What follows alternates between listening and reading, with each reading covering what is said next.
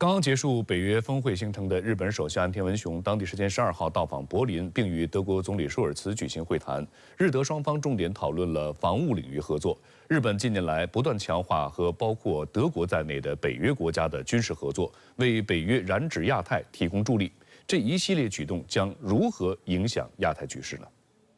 日本首相岸田文雄和德国总理舒尔茨12号在柏林举行会谈，双方同意新设经济安保相关磋商机制。两人还商定明年在德国举行首相和部长参加的政府间磋商第2次会议。岸田称，同盟国及志同道合国家一致对应很重要。舒尔茨表示，为了减少对特定国家及地区的供给依赖，需要强化经济安保。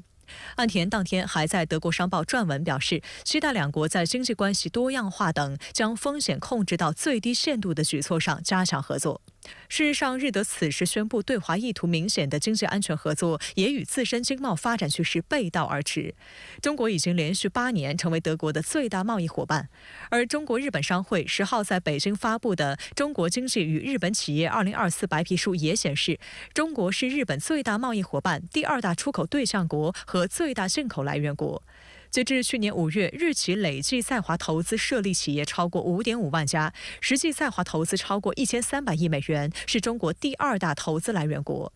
中国日本商会会长本间哲郎表示，日方调查显示，绝大多数日企愿扎根中国发展。所谓去风险呢，这在欧美国家和在日本，看来都还真是很不一样。因为日本和中国的经贸关系啊，是多年的互补关系。 而且呢，可以说是互利共赢的关系，所以总的来说，去风险，对日本来说，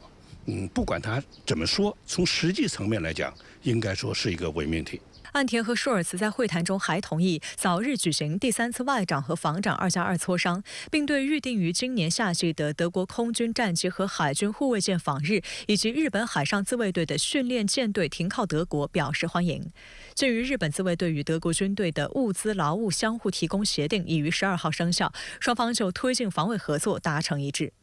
2021年3月，日德签署了情报保护协定，成为两国在防务领域签署的首个合作协议。今年1月，两国政府又签署了日本自卫队同德军共享粮食、燃料和弹药的物资劳务相互提供协定。该协定旨在促进物资和后勤支持，便利双方共同训练，深化防务领域合作。分析认为，物资劳务相互提供协定距离便于军队顺畅往来的互惠准入协定仅一步之遥。此前，日本也是与英国、澳大利亚签署物资劳务相互提供协定之后，才签署了互惠准入协定，而后者的签署则标志着双方进入了准军事同盟的关系。尽管两国因为历史原因发展成为军事同盟将面临极大阻力，但在美国主导的印太战略框架下，美国的亚洲同盟体系与欧洲同盟体系已日益联系起来，日德一系列防务合作正是在此背景下展开。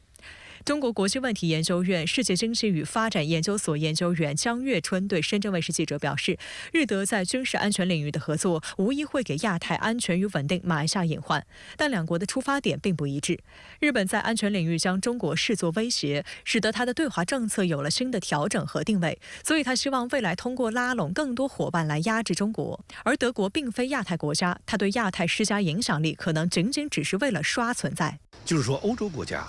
在亚太地区，在印太框架不断发展的这种背景之下，他觉得呢，如果说不显示一下我作为欧洲大国德国的存在，这个有点失体面，所以我认为他主要是为了刷存在感。所以双方的出发点还是不相同的，因此呢，未来的走向和发展呢，应该说也不会有太大的空间。 有观察指，岸田近期对外动作频频，一定程度是希望通过外交成果来挽回国内局面。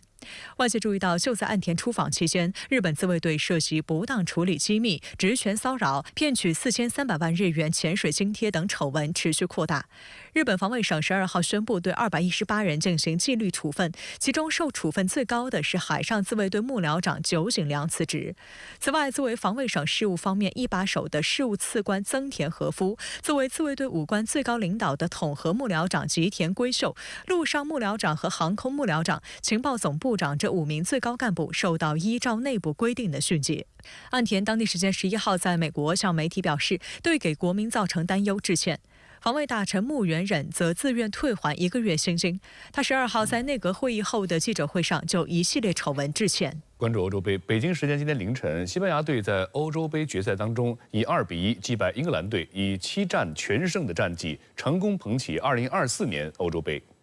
比赛上半，不过英格兰队教练索斯盖特的玄学再次大显神威。他在第70分钟换上在上场比赛中表现出色的帕尔默，不到2分钟，帕尔默就将比分改写成1比1，为英格兰迎来希望。我们获得了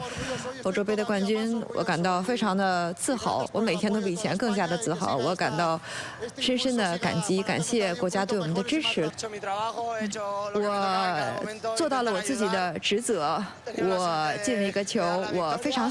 西班牙此前在1964年、2008年、2012年斩获3座欧洲杯冠军奖杯，但很遗憾，最终我们没能取得比赛的胜利。